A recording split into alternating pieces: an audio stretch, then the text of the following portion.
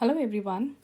Today's topic is the lost child, and this chapter is about a child who get lost into the fear. So here I want to clear a confusion between FAIR fear and FARE fear. So we are having two types of fear which we generally use are in our life. First fear is FAIR. I am trying to be fair. Here fear means generic, normal, genuine.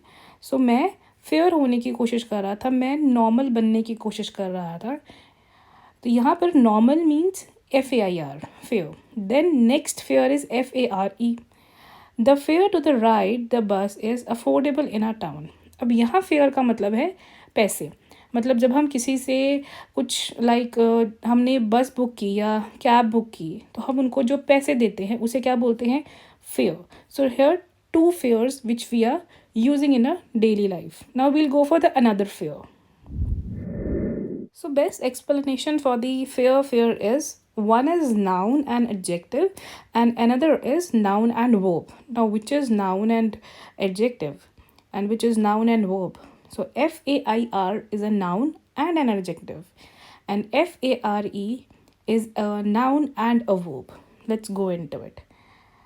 So fair refers to a gathering of stall or an exhibition. अब fair यहाँ पे कौन सा है, FAIR मतलब मेले वाला fair. अब मेले वाला क्या हो गया, noun.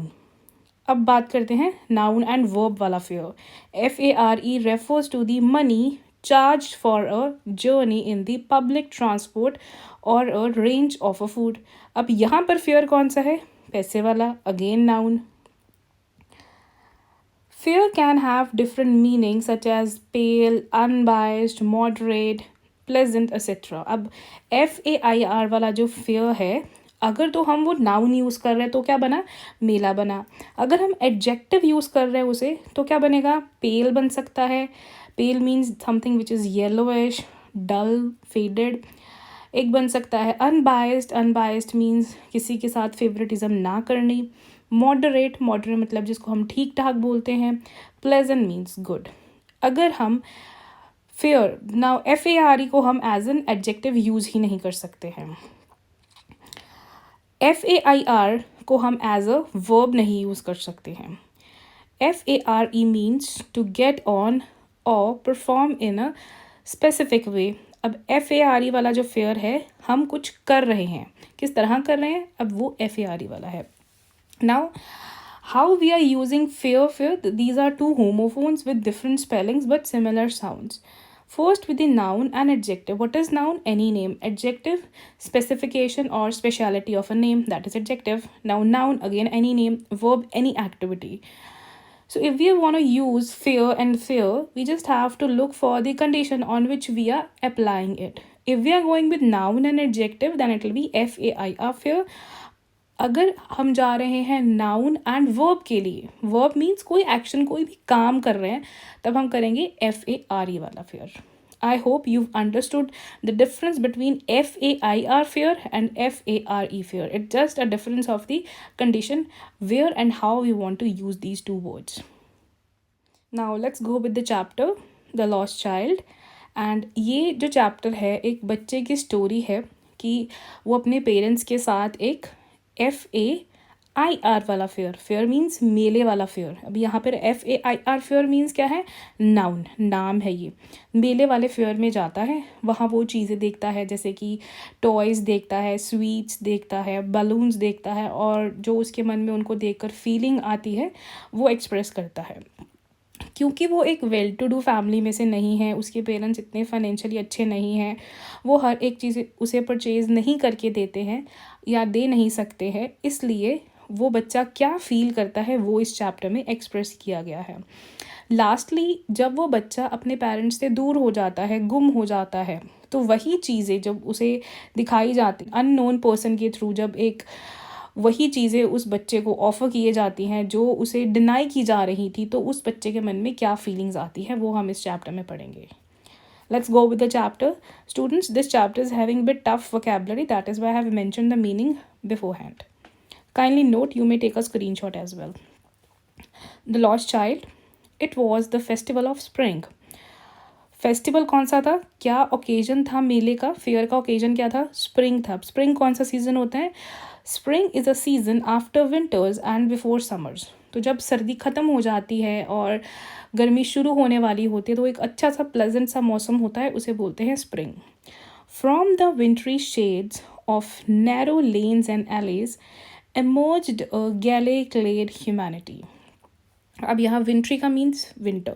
From the winter shades of narrow lens and alleged, lens मतलब स्ट्रीट, गली, alleged is also called a street और लेन। दोनों का मीनिंग सेम रहता है बट डिफरेंस ये हो जाता है, लेन is bit longer one and एले कैन बी नैरोअर और शॉर्टर वन, जो नॉर्मल जिसको हम गली बोलते हैं, दैट इज एले। emerged a galley clad humanity. What is galley? That galley clad humanity means brightly dressed people. अब इस लाइन का मीनिंग क्या है, from the wintry shade of narrow on a passageway और on a narrow street what is coming, people are coming who are brightly dressed.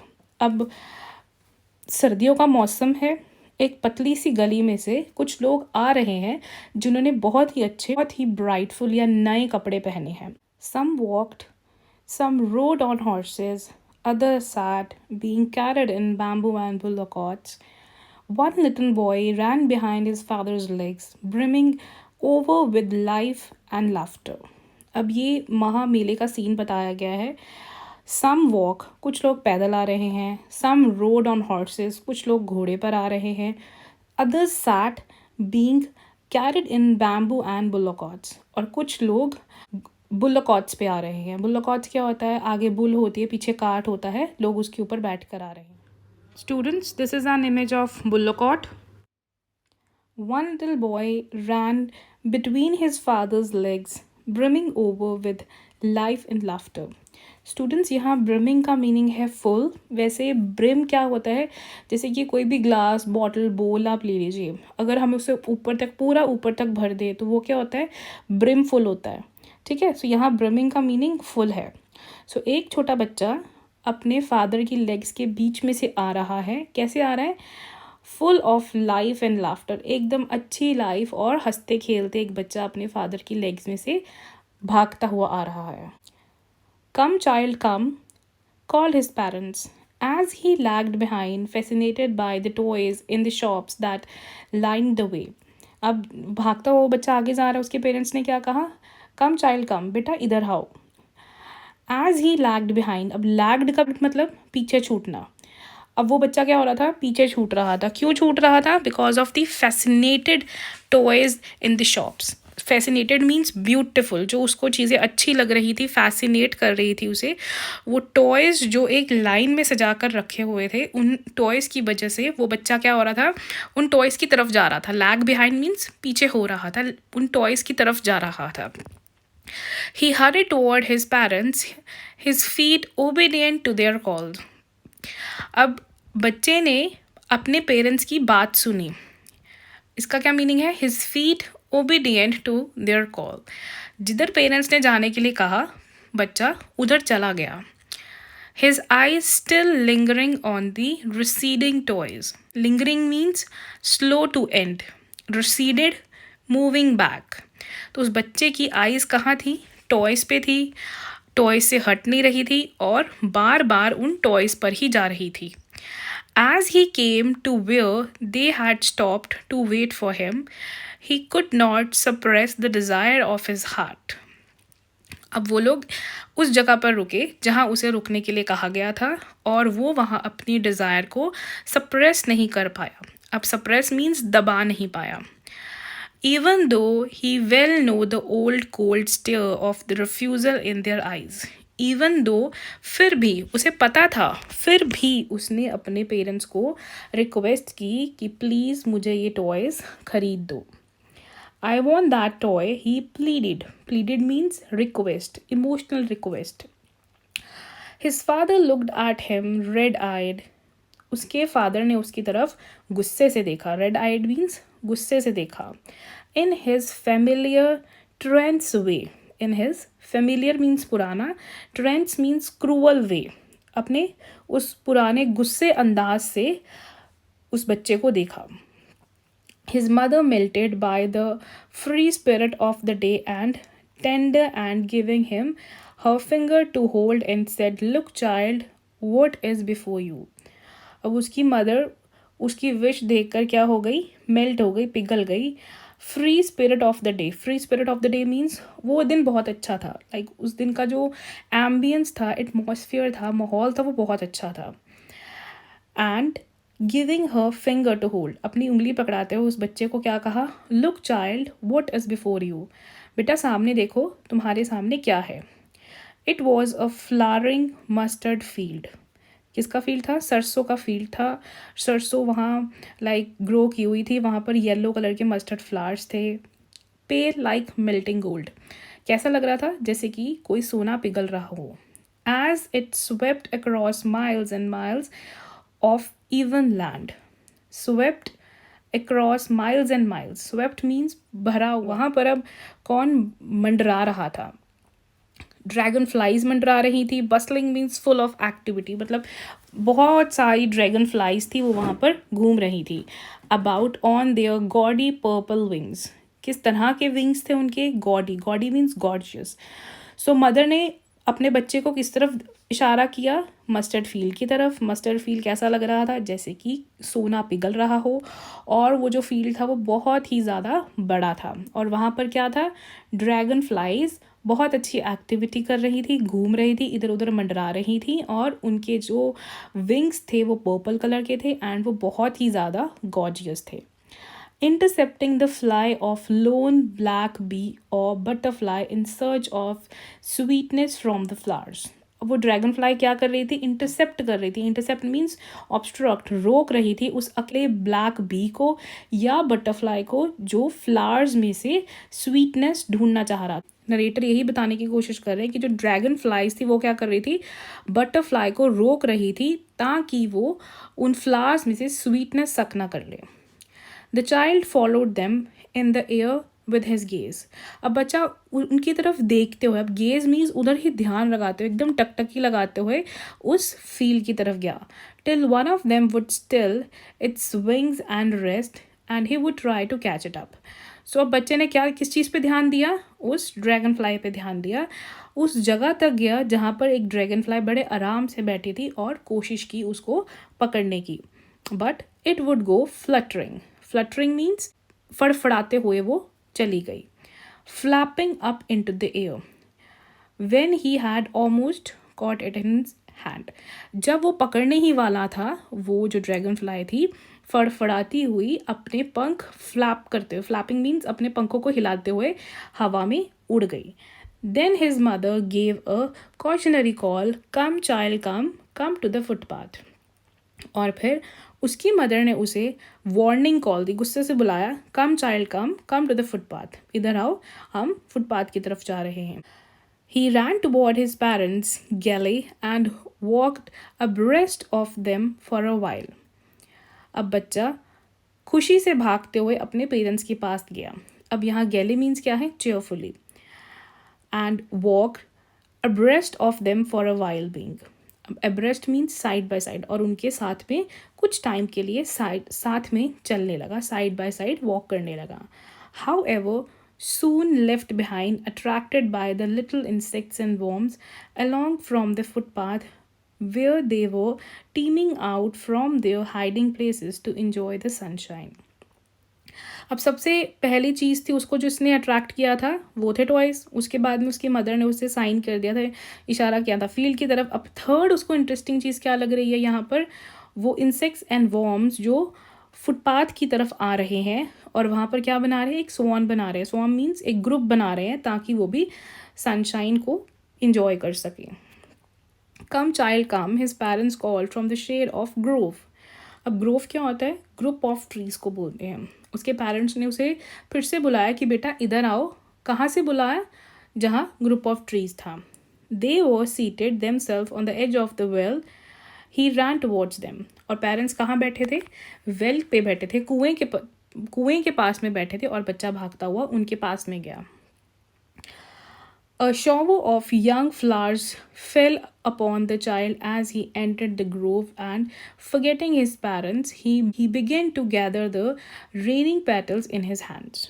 अब जब बच्चा भागता अपने पेरेंट्स के पास गया तो उस बच्चे के ऊपर, जैसे ही वो ग्रोव को एंटर किया, उस बच्चे के ऊपर क्या हुआ, फ्लावर्स गिरने लग गए और वो अपने पेरेंट्स को भूल गया एंड पेरेंट्स को इकट्ठा करने लगा. But low, he heard the cooing of doves and ran toward his parents, shouting, the dove, and raining petals dropped from his forgotten hands. और जैसे ही उसने डव्स की आवाज़ सुनी, वो अपने पेरेंट्स की तरफ भागता हुआ गया, बोलते हुए, चिल्लाते हुए, डव्स डव्स डव्स. एंड उसने जो वो फूल की पत्तियाँ इकट्ठी की थी, धीरे धीरे वो उसके हाथ से गिर गई. वो गिरी इसलिए बिकॉज उसे याद नहीं था उसके हाथ में पत्तियां हैं. फॉरगॉटन हैंड्स मीन्स उसको याद ही नहीं रहा कि उसके हाथ में फूल है.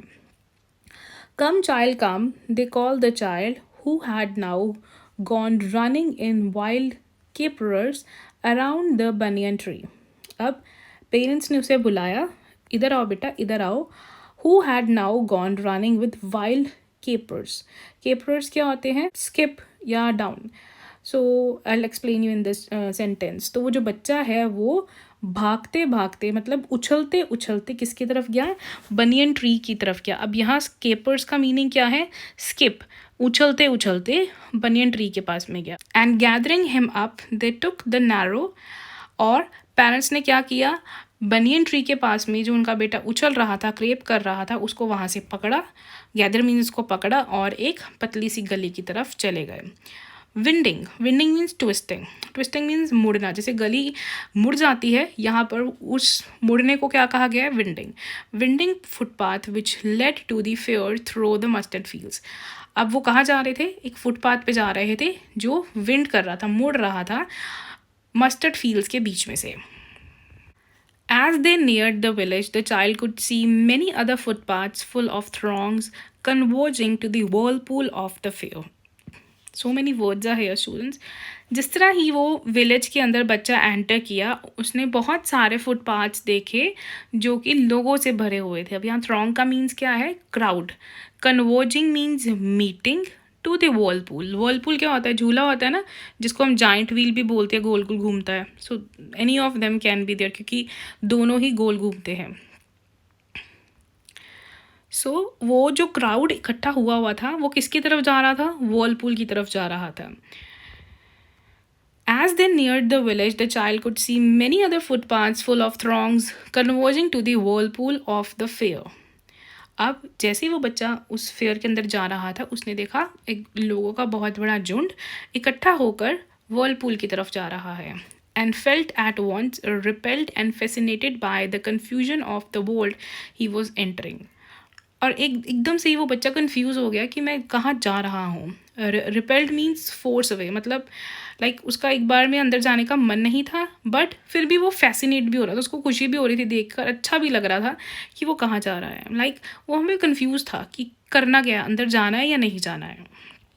Then the most tempting thing for him, the sweet meat seller hawked gulab jamun, rasgulla, barfi, jalebi at the corner of the entrance, and the crowd pressed around his counter at the foot of an architecture of many colored sweets.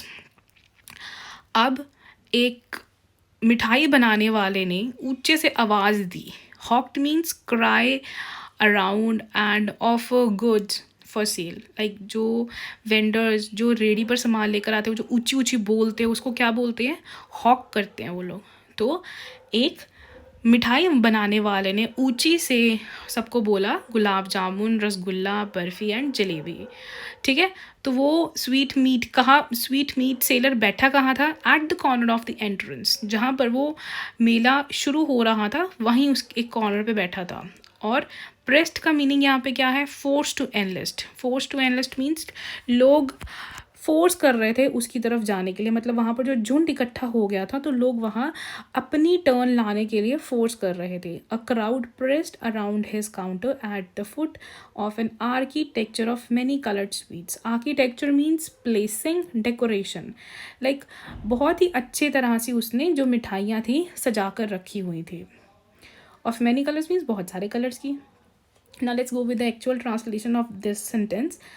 जैसे ही वो लोग मेले के अंदर enter किए, उन्होंने देखा कि एक मिठाई बनाने वाला ऊंचे से आवाज़ दे रहा है, गुलाब जामुन, रसगुल्ला, बर्फ़ी, जो कि मेले की एंट्रेंस में ही बैठा है. एंड उसको देखकर बहुत सारे लोग उसकी तरफ भागम भाग में फोर्स करते हुए आगे गए और अपनी टर्न के लिए उसको बोलने लगे, लाइक उसको कहने लगे कि पहले मुझे दो. एंड वो जो बच्चा था वो बहुत ही ज़्यादा फैसिनेट हो गया था, एकदम से अट्रैक्ट हो गया था वो जो मिठाइयाँ उस स्वीट मीट सेलर ने सजा कर रखी थी. Decorated with leaves of silver and gold. अब ये तो हमें पता ही है कि जो मिठाइयाँ हैं वो चांदी या सोने के जैसे दिखने वाला वर्क लगा रखा था. अब यहाँ लीव्स किसे बोला गया, पत्तों को नहीं बोला गया है. सिल्वर एंड गोल्ड का जो वर्क लगा होता है मिठाइयों पर, उसको बोला गया है. तो जो बहुत अच्छी मिठाइयों की प्लेसमेंट की गई हुई थी उनके ऊपर क्या लगा हुआ था, सोने या चांदी जैसा वर्क लगा हुआ था. The boy stared open-eyed and his mouth watered for the burfi that was his favorite sweet. I want that burfi, he slowly murmured. अब बच्चा स्वीट्स को बड़े ध्यान से देख रहा था, स्टेयर कर रहा था, आंखें मतलब ऐसे ज़्यादा ब्रॉडन अप करके आइज़ को ना बर्फ़ी को देख रहा था. अब उसकी वो फेवरेट थी तो उसने ममरिंग करते हुए बोला, मुझे बर्फ़ी चाहिए. अब ममर्ड क्या होता है, से समथिंग इन लो वॉइस. हम कभी कभार अपने पेरेंट्स से या किसी बड़े से जब रिक्वेस्ट करते हैं, हमें पता होता है कि हाँ ना हो जाएगी, तो कभी कभार हम बड़े ही कन्विंसिंग एंड थोड़ी सी आवाज़ में जब मांगते हैं कोई चीज़ या रिक्वेस्ट करते हैं, उसको बोलते हैं ममरिंग. तो बच्चे ने ममर्ड किया कि मुझे बर्फ़ी चाहिए. उसको पता था ना ही हो जानी है, but he half knew as he beg that his plea would not be heeded because his parents would say he was greedy. Students यहाँ पे 3 वर्ड्स हैं. बेग्ड, यहाँ बेग्ड का मतलब भीख मांगना नहीं है, यहाँ बेग्ड का मीनिंग है रिक्वेस्ट. प्लीड, प्ली मीन्स गोल. हीडेड, हीडेड मीन्स बड़े ध्यान से देना, look carefully. But he half knew as he requested that his goal would not be looked carefully because his parents would say he is greedy. तो उसको कुछ कुछ तो पता था कि जो उसकी रिक्वेस्ट है, जो वो मांग रहा है, वो पूरा नहीं हो पाएगा एंड उसके पेरेंट्स उसे क्या बोलेंगे कि वो लालची है. सो without waiting for an answer he moved on. क्योंकि वो ऑलरेडी जानता था उसके पेरेंट्स उसे मना करने वाले हैं, तो वो आगे चला गया. अब आगे जाके क्या मिला उसको, गार्लैंड मिला. अब गार्लैंड क्या होता है, हार को बोलते हैं. A flower seller hawked a garland of gulmohar. Gulmohar flower का नाम है. A garland of gulmohar. The child seemed irresistibly drawn. अब आगे जाके उसने क्या सुना, एक फूल बेचने वाला आवाज़ दे रहा था. क्या आवाज़ दे रहा था, अ गार्लैंड ऑफ गुलमोर, गुलमोर का हार. अब बच्चा बहुत ही ज़्यादा फैसिनेट हो गया. इररेजिस्टिबली मीन्स उसकी तरफ अट्रैक्ट हो गया. मतलब इररेजिस्टिबल का मीनिंग होता है छोड़ ना पाना, उस चीज़ को, उस चीज़ के साथ अटक जाना. ठीक है, तो यहाँ पर मीनिंग है अट्रैक्ट. वो बच्चा गार्लैंड उस गुलमोर के हार की तरफ अट्रैक्ट हो गया था. ड्रॉन मीन्स हम बोलते हैं ना, मैं उस चीज़ की तरफ खिंचा चला गया, तो यहाँ पर ये ड्रॉन है वो चीज़. तो वो बच्चा हार की तरफ क्या हो गया, खिंचा चला गया, ड्रॉन हो गया. तो जैसे ही फूल बेचने वाले ने आवाज़ दी गुलमोर का हार, तो बच्चा उस हार की तरफ अट्रैक्ट हो गया, उसकी तरफ खिंचा चला गया. He went towards the basket where the flowers lay heaped and half murmured, I want that garland. तो हीप्ड मतलब ढेर लगाना, पाइल करके रख देना. सो वो बच्चा उस बास्केट की तरफ चला गया जहाँ वो फूल, गुलमोर के फूलों का ढेर लगा था, और उसने बहुत ही कम आवाज़ में कहा, मुझे ये हार चाहिए. बट उसको पता ही था कि उसके पेरेंट्स ने उसे मना कर देना है, ये बोलकर कि ये बहुत ज़्यादा सस्ते हैं.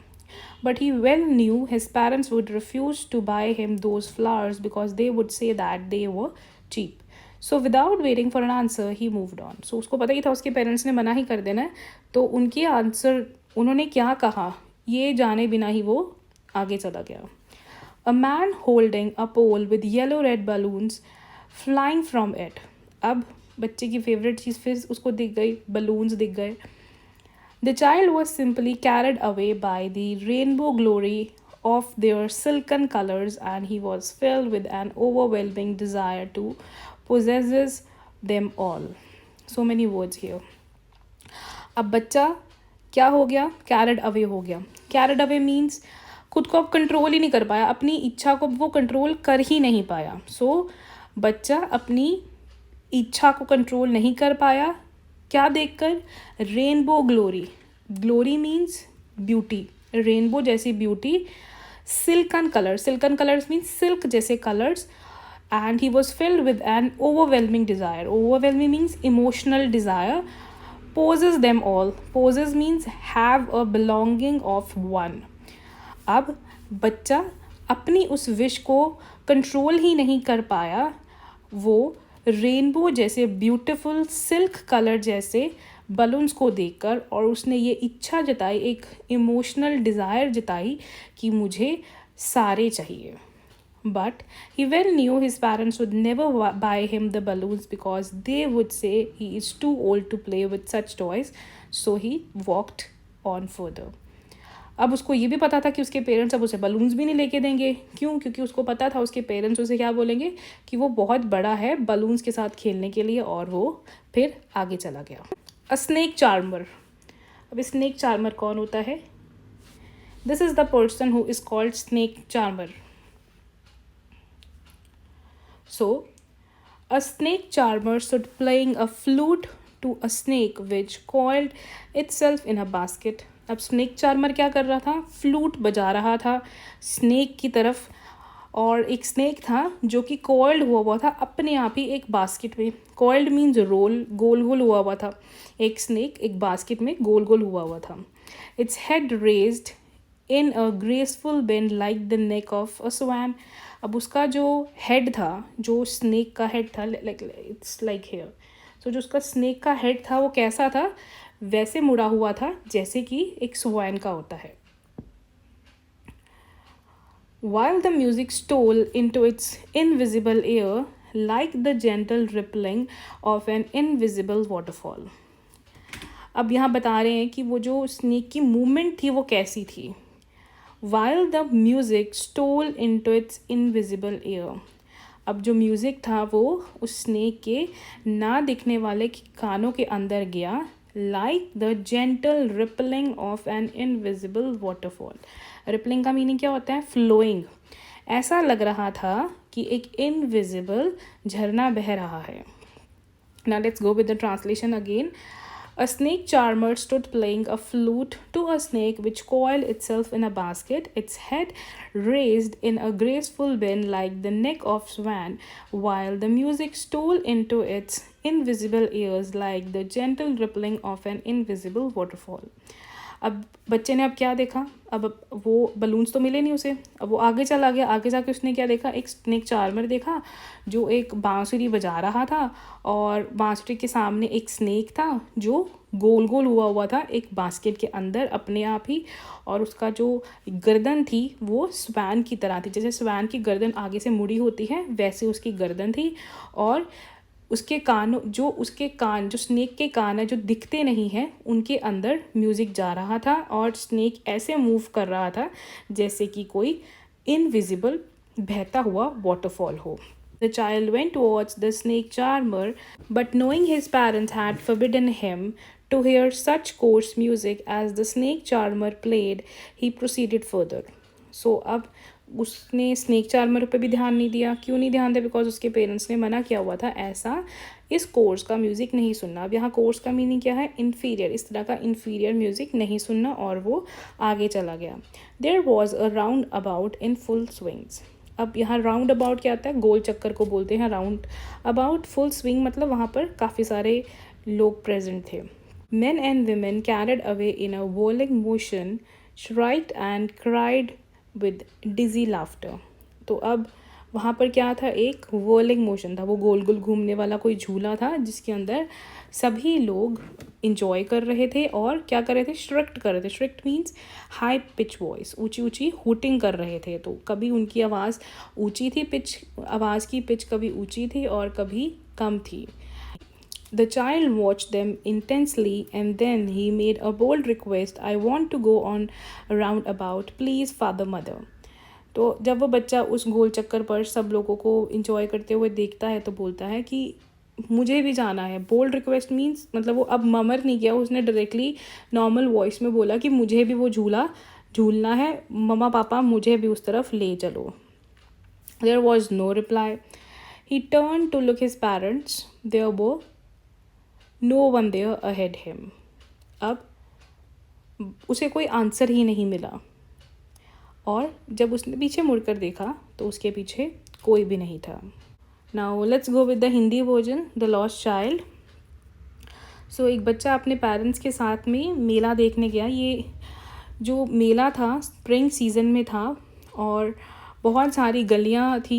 एक गली में से काफ़ी लोग आ रहे थे जिन्होंने बहुत अच्छे कपड़े पहने थे। कुछ लोग पैदल आ रहे थे, कुछ घोड़े पर बैठकर आ रहे थे, और कुछ लोग बुल्लक कार्ट्स में बैठकर आ रहे थे। उन्हीं बीच में एक बच्चा अपने फादर की लेग्स के बीच में से भागता हुआ आया, जो कि बहुत ही खुश दिख रहा था।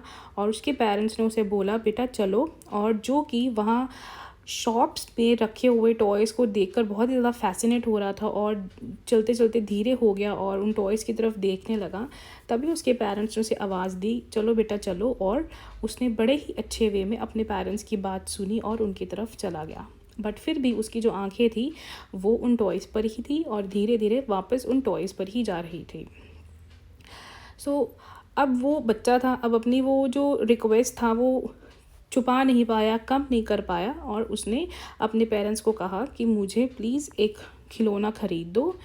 एंड उसके फादर ने बड़े ही गुस्से में उसको देखा, वही उसका पुराना क्रूअल वे जैसे उसके फादर मना करते थे।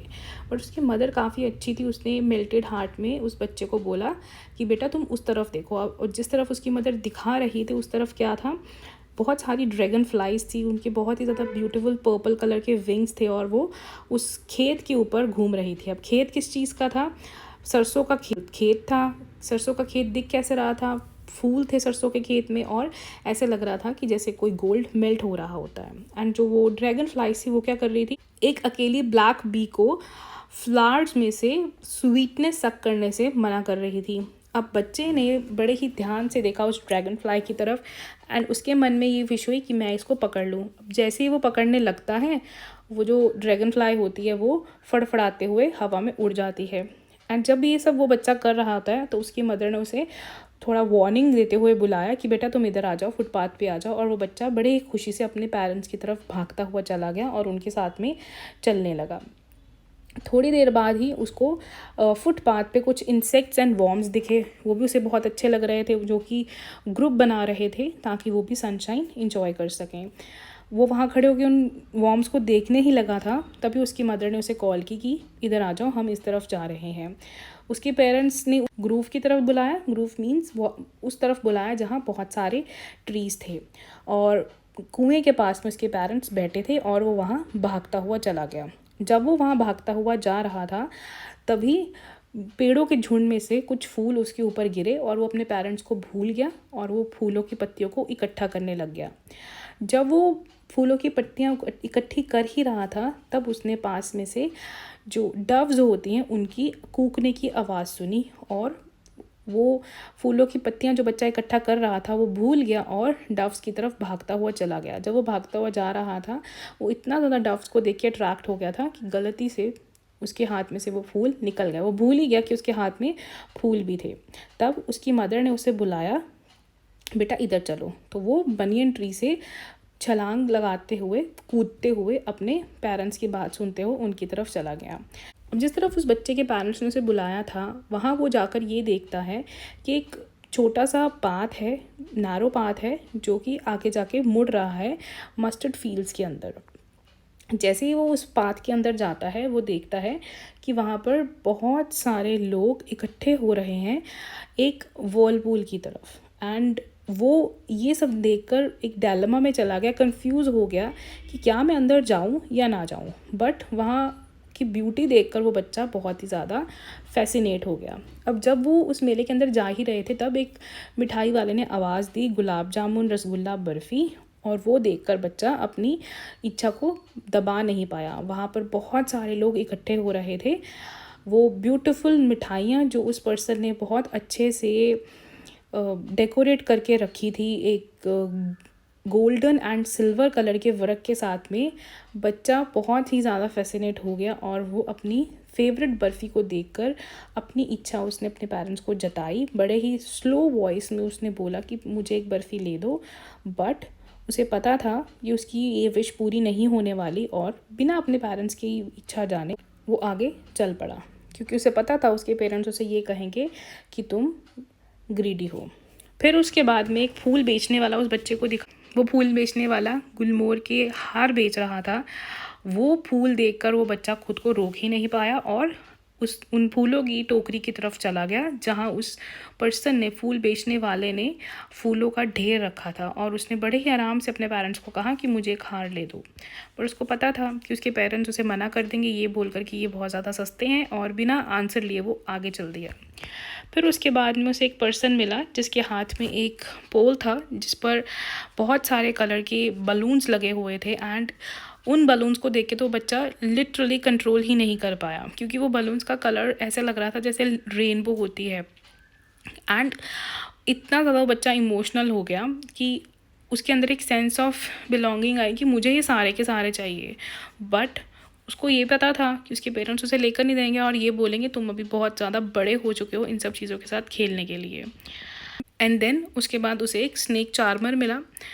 स्नेक चार्मर अपनी बांसुरी के साथ में स्नेक को डांस करवा रहा होता है। जो स्नेक होता है अपने आप ही टोकरी के अंदर कॉयल हुआ होता है, रोल हुआ होता है, एंड जो उसका सर होता है जैसे स्वैन का बेंड हुआ होता है उस तरह बेंड हुआ होता है, और ऐसे लगता है कि स्नेक के इनविजिबल कानों में वो म्यूज़िक जा रहा है एंड वो एक इनविजिबल वाटरफॉल की तरह डांस कर रहा है। तो बच्चा चार्मर की तरफ गया, बट उसको पता था उसके पेरेंट्स ने उसे इस तरह का इन्फीरियर म्यूज़िक सुनने से मना किया हुआ है, तो वो आगे चला गया राउंड अबाउट पर। राउंड अबाउट मीन्स गोल चक्कर पे चला गया जहाँ बहुत सारे स्विंग्स थे एंड बहुत सारे लोग इकट्ठे हो रखे थे वो व्हर्लिंग मोशन वाला झूला लेने के लिए। एंड तब उस बच्चे ने एक बोल्ड आवाज़ में अपने पेरेंट्स को कहा कि मुझे वो झूला लेना है, मुझे वो झूला झूलना है। बट जब उसने ये बात अपने पेरेंट्स को कही तो उसे कोई रिप्लाई नहीं मिला। जब उस बच्चे ने पीछे मुड़कर देखा तो उसके पेरेंट्स थे ही नहीं। So students, that's all for today. I hope you have understood the chapter in the both ways, English, Hindi translation both, and I've given you the word meanings as well. Kindly note them out, and if you're having any sort of problem, please do comment or message me. Thank you so much.